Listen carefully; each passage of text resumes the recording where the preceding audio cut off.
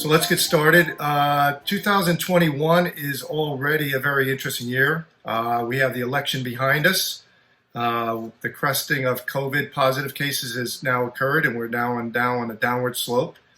And the markets are on super steroids, flush with liquidity, searching for yield. Day traders taking on the biggies on Wall Street. You probably heard a little bit about that. Well, we're starting to see Main Street open up, hopefully for getting back to somewhat semi-normal activity. The markets in recent weeks have been in a frenzy, as you've probably been witnessing, chasing the next big thing, a thing called Bitcoin. And the credit markets are starting to exude its ugly indifference, which we'll talk a little bit more about this morning. Higher rates are finally catching up with Wall Street in recent days, and we've seen just in the past few days the washing out of high-tech streaming EV companies and anything with a name called SPAC. So in previous sessions, we've discussed the economic and market numbers, which we're going to do, and the implications, and then shifted, hopefully, to the fun stuff, the sizzle of that captivates our imagination with accelerating speed of adoption. As we've talked about in previous sessions, there are a number of what we call S-curve megatrends that are occurring because of the result of COVID, which is fast-forwarding us into the future, some think anywhere from 3 to 5 years. So today we're just going to have a brief update of FinTech and the future cure for COVID-19, cancer, and everything else genomics. So here we go. Okay, so just quickly encapsulating the numbers, the recent economic metrics, we're seeing continued growth.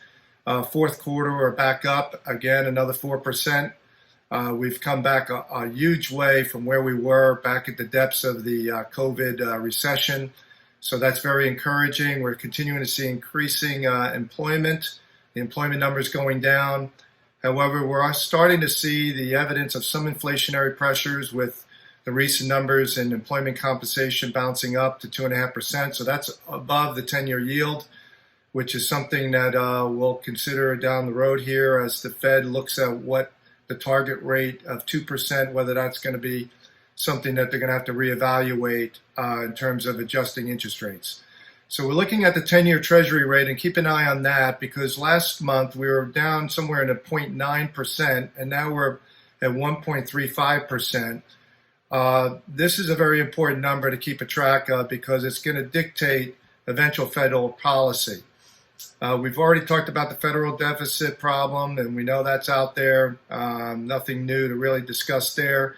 Crude oil continues to bounce up from the low of $40 a barrel back in April.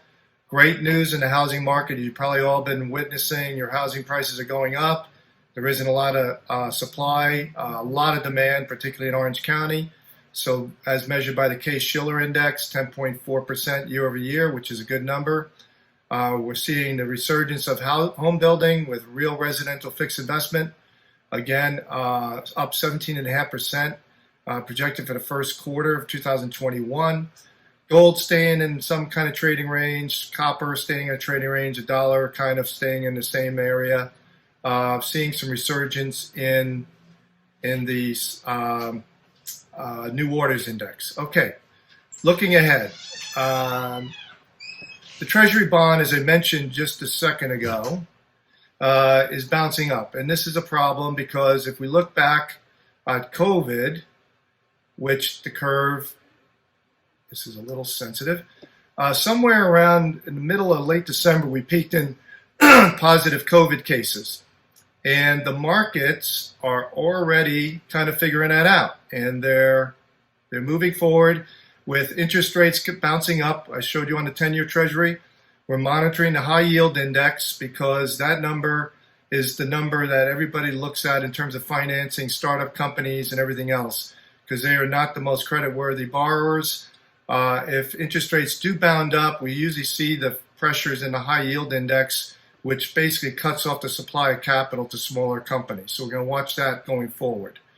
We looked at the money supply before, and we want to take a quick look at what's happening with the manufacturers index.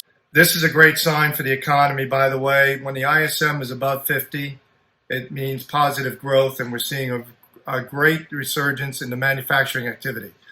This will help us in 2021 with expected continued GDP growth. The bad news is we have a real bottleneck in factory orders and the supply of manufactured goods, which is causing some strain in certain sectors. If you've been looking for furniture or things like that, certain goods you can't even get, and they're not discounting any of that types of products at this current time because there just is no supply. So this is the latest market metrics. And what we're looking at here is that we still are seeing growth, even though we've had some recent days. Activity has not been very good, particularly for the markets. We had a pretty tough week here in the last week, but we're still up year to date in both the major averages. The good news is we're still seeing very strong profit margins on the S&P 500. 10.9 is really stellar. If you compare that to what we're getting on cash, that is why many people are sticking their money in the stock market, primarily because earnings per share, as you know, have been beating the estimates, and so have revenues. We're seeing strong growth in consumer discretionary. A lot of people are fixing up their homes, beautifying their homes, and things like that. Car purchases are up, and all those things that we do on a discretionary basis. Communication and services and tech sector is still strong. As we're all working more remotely, we're all staying at home, doing things in terms of home entertainment with digital streaming, and so those things are performing well. And as I mentioned, now we're all starting to move out a little bit of the home. If you've been recently on the highways, you've been noticing that the traffic is getting back up to normal, so the oil energy prices are rising.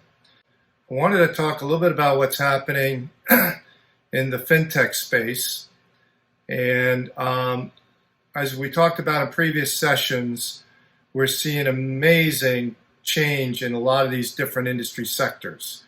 One of them is FinTech. And as you've probably been noticing with your children and others that are in the younger generations, they don't use cash. And this is a major trend that is really taken off. And if you think in China, China moved quickly from a cash society to a non-cash society. So as a result of that, I think in China last year, there was 38 trillion of expenditures alone using non-cash means, FinTech. So now in the US, we're getting to the area where we're getting in what we call the mass adoption phase. And the mass adoption phase in FinTech is rapidly increasing. So we're going to see some major changes there going forward. So when looking at the FinTech market, this is huge because everything we're doing now remotely, we're buying things, we're using things like Venmo, we're using Square, Cash App. Some of you might be using Zelle or some kind of form of bank payment system. This is exploding, and this is not coming, we're not going back to the old way. It's going to disrupt everything in finance, not only the way we pay for things, but it's going to disrupt the personal finance business, lending. Many of these companies are going to get into finding ways to lend you money without the traditional banking system, which is alternative finance. And so this is huge, particularly for international, because the banking systems are not as basically as liquid and able to move money back and forth across borders, particularly in places like Africa, where they might want to trade in something other than one of their local currency. They might even want to trade in something like considering Bitcoin. The transaction volume continues to explode. It's going up in terms of the amount of trillions of dollars that are being used on types of cash apps and things like that.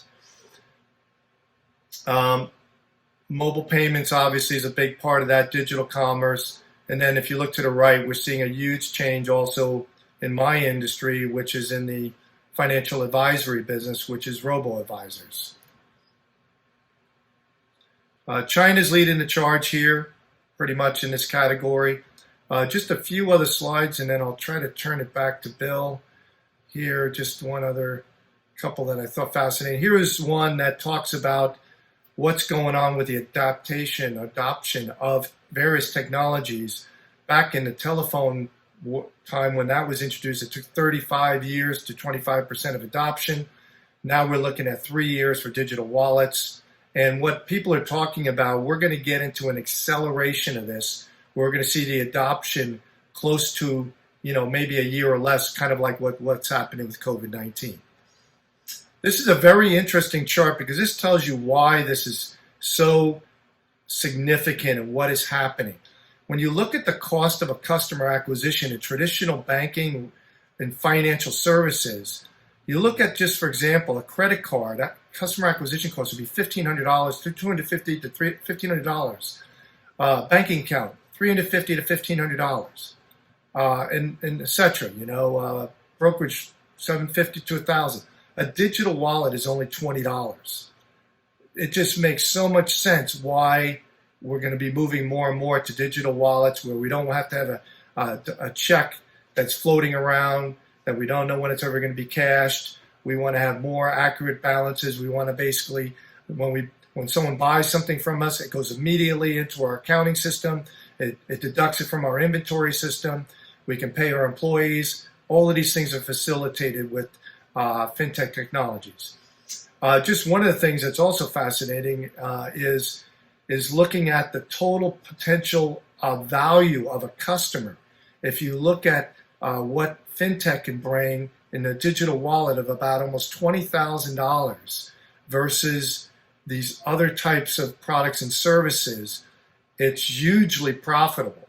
So we're going to continue to see major disruption here going forward in the FinTech space.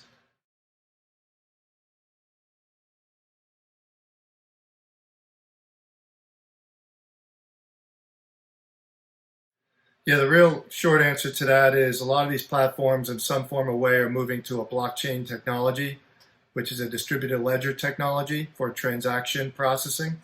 So it's a lot more secure than most of us realize. It takes 51% or more of the people on the blockchain to basically approve the transaction. So a lot of the banks are moving to the blockchain platform as a technology that will be more secure for the transaction. It's a valid question, and I know we're all concerned about fraud and everything. Till now, at least I can say I haven't heard of anything, at least with the major apps, in terms of some form of hack that is stolen money from anybody. I'm not sure if anybody else on the call has actually heard anything, but I haven't.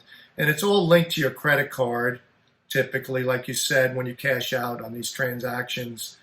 But I do know that it just seems now more than ever, at least in my own experience, it's the only way. I don't carry cash anymore, and I have to actually go remind myself to carry cash to pay somebody a tip or something like that, So it's just the way we're going to the future.